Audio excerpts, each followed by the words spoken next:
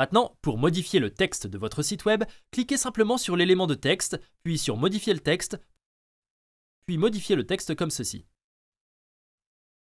Et cela fonctionne exactement de la même manière avec les boutons.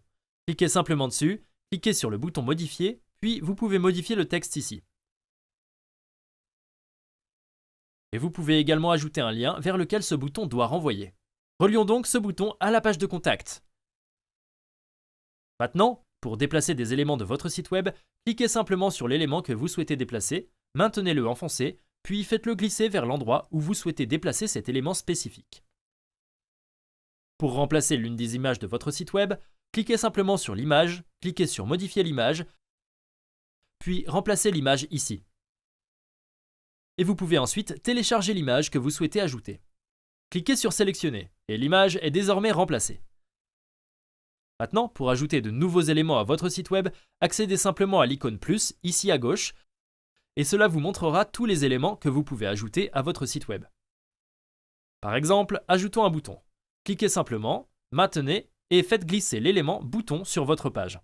Ensuite, fermons la fenêtre des éléments ici. Et pour faire de la place pour le bouton, nous devons agrandir un peu cette section ici.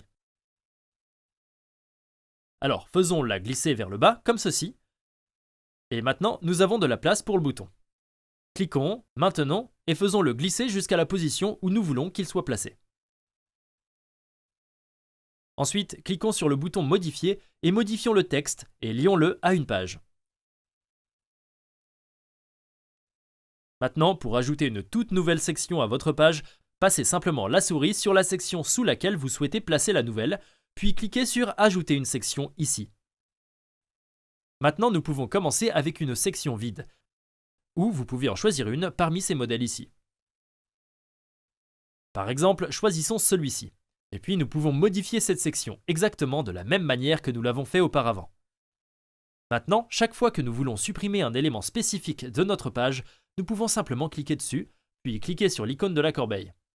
Et cela fonctionne de la même manière avec une section. Nous pouvons donc simplement cliquer sur la section, puis cliquer sur l'icône de la corbeille ici.